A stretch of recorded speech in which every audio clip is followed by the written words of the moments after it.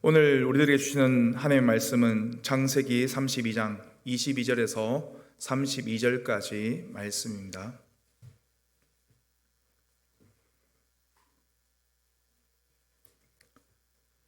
창세기 32장 22절에서 32절 말씀 한 절씩 교독해서 보도록 하겠습니다. 밤에 일어나 두 아내와 두 여종과 11 아들을 인도하여 야복 나루를 건널세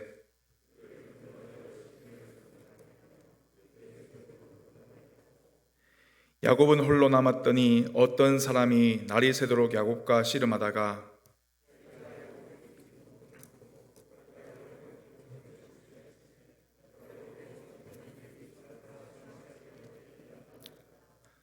그가 이르되 날이 세려하니 나로 가게 하라. 야곱이 이르되 당신이 내게 축복하지 아니하면 가게 하지 아니하겠나이다.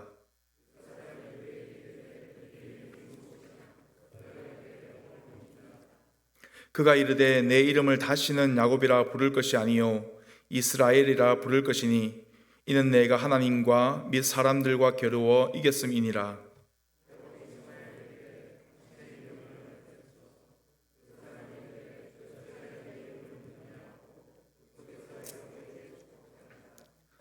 그러므로 야곱이 그곳 이름을 브네일이라 하였으니 그가 이르기를 내가 하나님과 대면하여 보았으나 내 생명이 보존되었다 함이더라.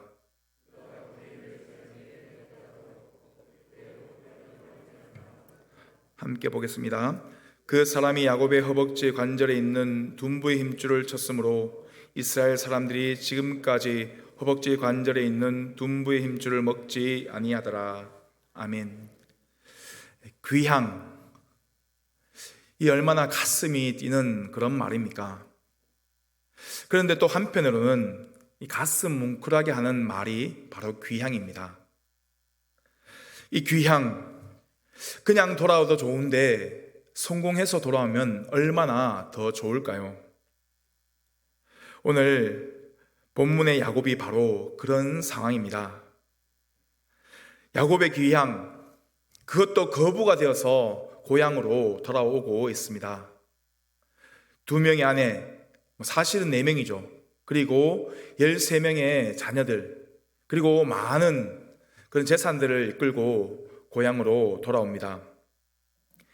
야곱이 얼마나 거부가 되었는지를 짐작케 하는 것이 있는데 바로 자기 형 에서에게 준 뇌물을 보면 우리가 그가 얼마나 거부했는지 짐작할 수가 있습니다. 암염소 200마리, 순염소가 20마리, 암양이 100마리, 순양이 20마리, 젖나는 낙타가 30마리와 그의 새끼들, 암소 40마리, 황소가 10마리, 암낙이 20마리와 그 새끼들 10마리 정도, 정말 엄청난 수의 그 뇌물들을 자기 형 에서에게 보낸 것을 볼 수가 있습니다. 그런데 이것은 야곱에게 있어서 극히 일부분에 지나지 않는다는 것입니다. 그러니 야곱이 얼마나 큰 거부가 되었는지를 우리는 짐작할 수가 있습니다. 성경은 이 모든 것을 하나님께서 허락하셔서 되었다라고 증거하고 있습니다. 자녀를 낳을 때마다 하나님이 그것을 허락하셨다고 이야기합니다. 창세기 30장 22절 말씀 보면 하나님이 라헬을 생각하신지라 하나님이 그의 소원을 들으시고 그의 태를 여심으로라고 말씀을 합니다. 또 양떼를 불릴 때도 하나님이 주셨다고 말씀하고 있습니다. 31장 9절 말씀 보면 하나님이 이같이 그대들의 아버지 가축을 빼앗아 내게 주셨느니라라고 말씀을 합니다. 그리고 장인 라반이 야곱을 해치려고 뒤쫓아갈 때도 하나님께서 그를 살려주셨습니다. 또 야곱은 집으로 돌아가는 길에서 하나님의 군대를 보았습니다. 그래서 그 땅 이름을 마하나임이라고 부르기도 했습니다.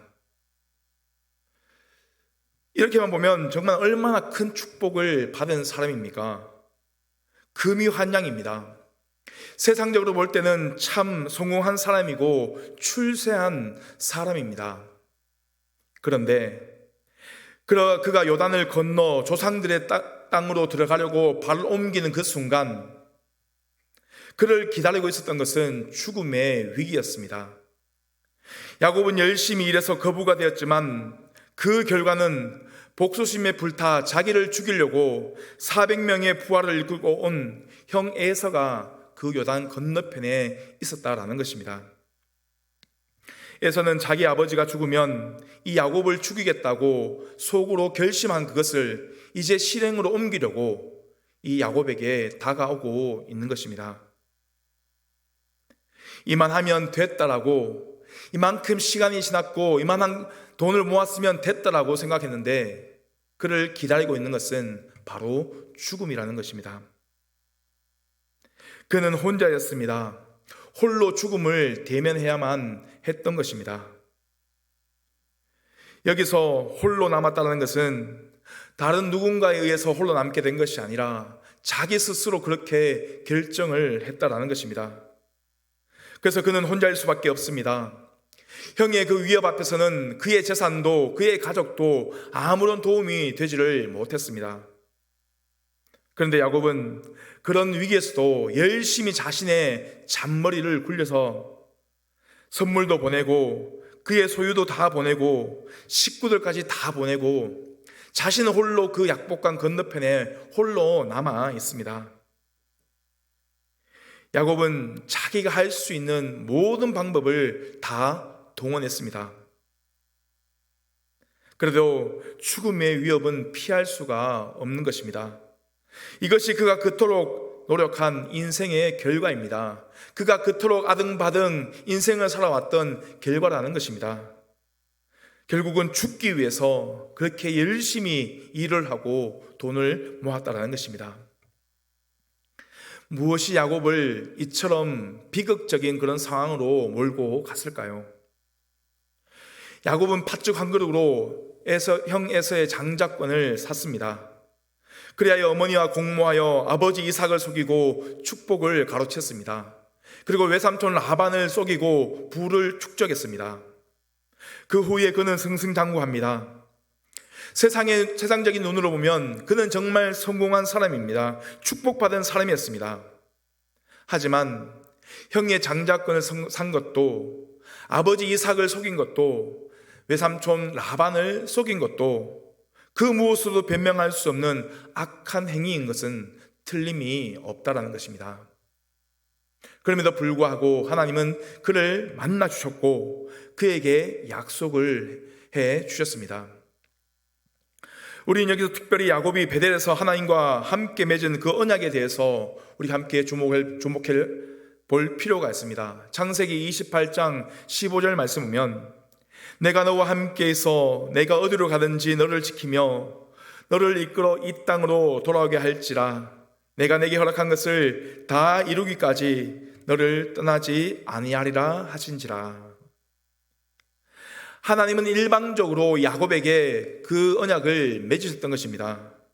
하나님의 언약 방법은 일방적인 선언 방식으로 이루어져 있습니다. 여기에 어떤 세부 사항도 첨가할 수가 없습니다.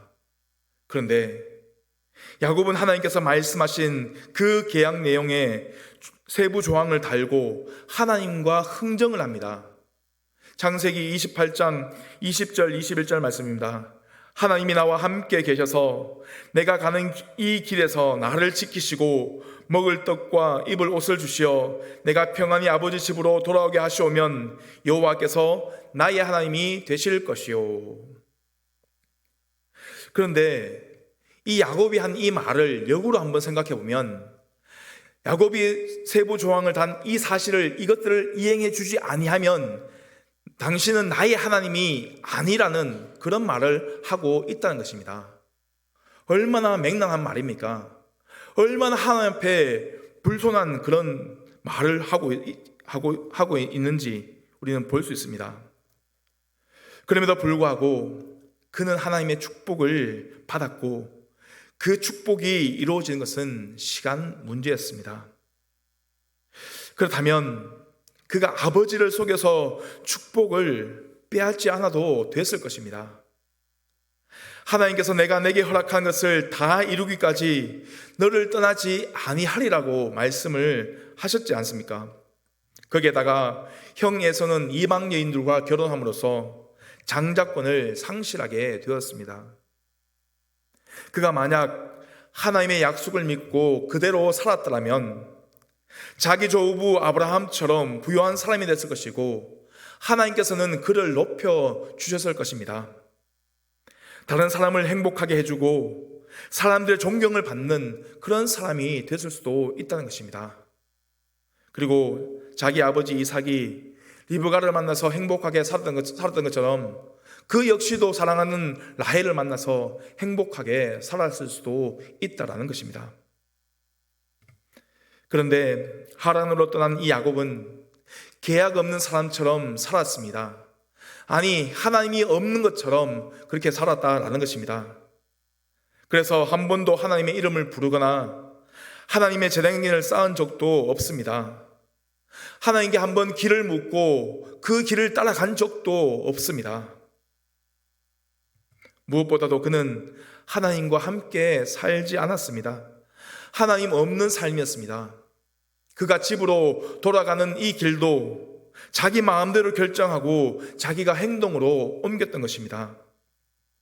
안전하게 이 땅으로 돌아오게 하겠다고 하는 그 하나님의 약속하신 하나님이신데, 하나님이 자신이 하신 그 약속을 성취하실 기회도 주지 않았습니다. 야곱은 자기 이름 그대로 협작꾼이었습니다. 정말 잘 속이는 그런 사람이었습니다.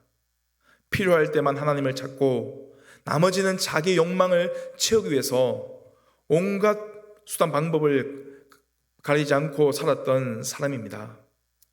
그 결과 자기가 판 함정에 스스로 빠져서 헤어나오지 못하고 있는 것입니다. 아무도 그를 도와줄 수 없고 야곱 스스로도 이 문제를 해결할 수가 없는 것입니다.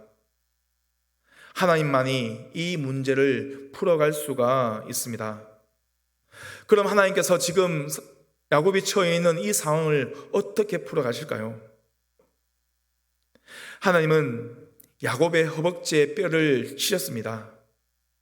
하나님께서는 왜 하필이면 그 허벅지를 뼈를 쳐서 평생 그를 쩔뚝발이로 살아가게 하셨을까요? 왜 언약의 아들을 위기에서 기적적으로 건져내 주지 않았을까요?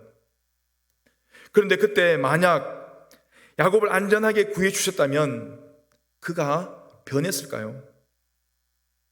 그때 구해 주셨다면 이 야곱의 미래가 행복했을까요? 그렇지 않았을 것입니다. 그가 변하지 않았다면 그의 생애는 결코 행복하지 못했을 것이며 약속의 아들로도 살지를 못했다라는 것입니다. 그래서 하나님은 어떤 방법을 사용하십니까? 하나님께서 어떻게 그를 변화시켜서 약속의 아들로 살아가게 하시냐라는 그런 말입니다. 오늘 본문 24절 말씀 보면 야곱은 홀로 남았더니 어떤 사람이 날이 새도록 야곱과 씨름하다가 라고 말씀하고 있습니다. 여기서 어떤 사람은 30절 말씀과 호세아 12장 3절 4절의 말씀에 의하면 바로 하나님이십니다. 곧 구약시대의 하나님의 사자로 자주 현현하셨던 성자 하나님이라는 것입니다. 그리고 씨름이란 야곱이 씨름하듯 하나님께 매달려 철저하고도 필사적으로 강구하는 그런 모습을 묘사하고 있는 것입니다. 즉 야곱은 하나님의 도우심을 입기 위해서 하나님을 붙잡고 필사의 기도를 하고 있는 것입니다. 정말 끈질기게 기도했다는 것입니다. 하나님은 야곱이 어떤 인간지를 이 씨름을 하면서 똑똑히 알게 되셨습니다. 여기에서 하나님도 손을 들고 만 것입니다. 하나님이 떠나려고 해도 떠날 수가 없었습니다. 새벽이 돼도 동이 터와도 떠날 수가 없었습니다. 그러자 결국 하나님은 야곱의 허벅지 관절을 쳐서 부러뜨리고 그 이름을 바꿔 주십니다. 야곱이라 부를 것이 아니요 이스라엘이라 부를 것이니. 이것은 야곱의 삶이 이전의 삶과는 완전히 달라지는 삶이라는 것을 우리에게 알려주는 것입니다. 히브리인들에게 있어서 이름은 단순한 그런 호칭이 아니라 그 사람의 인격과 삶을 반영하고 있습니다. 따라서 야곱의 이름이 바뀐 것은 곧 야곱의 인격과 삶이 바뀌게 되고 바뀌어져야 할 것을 우리에게 알려주고 있다는 것입니다. 야곱이라는 이름은 뒷발꿈치를 잡다 또는 남을 속이다라는 그런 뜻입니다. 그와 같이 과거 야곱의 삶도 형과 아버지를 속이고 남의 것을 가로채서 자신의 욕심을 채우는 그러한 삶이었습니다. 그러나 이제 하나님께서 그에게 하나님과 겨루어 이겼다라는 이스라엘이라는 이름을 지어줌으로써 이제 야곱은 하나님과 싸워서 승리한 것처럼 이 세상을 향해 죄악과 싸워서 믿음으로 승리하는 그런 삶을 살아갈 것을 말씀하고 있는 것입니다. 이제 더 이상 건물술수 같은 인본주의적인 방법이 아니라 겸손과 사랑과 희생이 가득한 그러한 모습, 남들에게 존경을 받는 인격자의 삶을 살아가라라고 말씀을 하고 있는 것입니다. 바로 허벅지에 관절을 부러뜨린 후에야 이런 새 이름의 축복을 그에게 주셨습니다. 그런데 왜 하필이면 허벅지 관절이었을까요? 이 표준 세번에 보면 이것을 엉덩이뼈로 기록하고 있습니다. 이것이 허벅지의 관절이든 엉덩이뼈든 이거는 생식기와 관련 있는 그런 부분이라고 이야기합니다. 그렇다면 이제까지 야곱을 지탱하던 그 기초가 다 완전히 무너졌다라고 하는 것입니다. 죽었다고 할 수가 있는 것입니다. 혁잡군, 곤물술수로 살아가던 그 야곱은 이제 죽었다라는 것입니다. 이제부터는 하나님께 이끌려 살아갈 수밖에 없게 됐습니다. 다리를 절면서 이스라엘이 된 것을 성경은 축복이라고 그렇게 이야기를 합니다. 하나님께서는 야곱을 새로운 인생으로 만들어 주셨습니다. 야곱은 하나님의 복을 받은 이후 오히려 과거보다 더 겸손한 사람이 되었던 것입니다. 그런데 야곱을 죽이겠다고 달려오던 형 에서가 갑자기 변하게 됩니다. 야곱의 목을 안고 입을 맞추며 울었습니다. 분노로 가득 찼던 그가 울보로 변해버렸다라는 것입니다. 왜 그렇게 갑자기 변했을까요?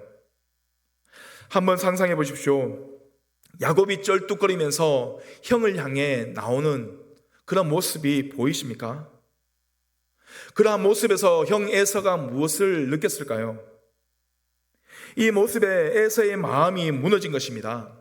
아버지를 속이고 나를 속이고 그렇게 고향을 떠나서 나갔다면 내가 정말 잘 돼야 되고 잘 살아야 될 텐데 다리를 쩔뚝거리며 걸어오는 그 모습이 너무나도 마음이 아팠던 것입니다.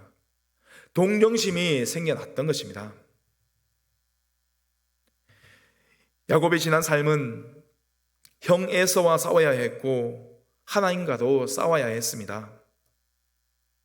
이 두 가지 싸움을 단번에 해결할 수 있는 방법은 그에게는 아무것도 없었습니다. 자신이 가지고 있던 모든 방법을 다 동원했지만 해결할 수가 없었습니다. 그것을 해결할 수 있는 방법은 야곱이 아니라 이스라엘로 변했을 때 이 두 가지 문제는 자연스럽게 해결되었던 것입니다. 지난밤 죽음의 위기 앞에서 두려움과 절망 속에 괴로워하던 밤, 그러나 그 고통의 밤에 하나님을 만났을 때 그 어두운 밤은 사라지고 어둠을 밝히는 아침 해가 떠오르게 된 것입니다. 야곱의 삶에는 절망이 아니라 희망이 솟아나게 된 것입니다. 야곱의 삶에는 절망이 아니라 희망이 솟아나게 되었다는 것입니다. 하나님께서 주시는 그 희망인 그 분예를 보게 되었다라는 것입니다.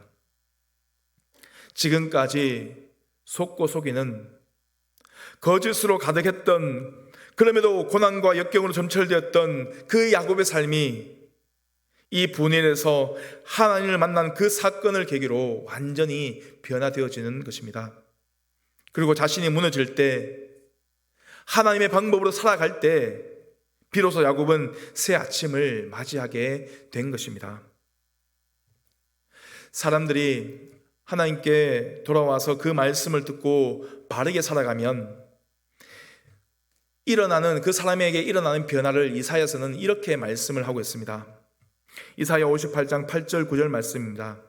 그리하면 내 빛이 새벽같이 비칠 것이며 내 치유가 급속할 것이며 내 공의가 내 앞에 향하고 하나님의 영광이 내 뒤에 호위하리니 내가 부를 때에는 나 여호와가 응답하겠고 내가 부르짖을 때에는 내가 여기 있다 하리라. 새 출발의 주인은 시간이 아닙니다. 시간 안에 살아가는 사람입니다. 나 자신이 새로워지지 않으면 시간은 새로운 축복을 만들 수가 없습니다. 사람들은 시간이 흐르고 해가 바뀌면 이전에 없던 복이 오고 새로운 기회가 올 것이라고 기대를 합니다. 그런데 과연 그럴까요? 새 사람이 없다는 새로운 출발이 없습니다.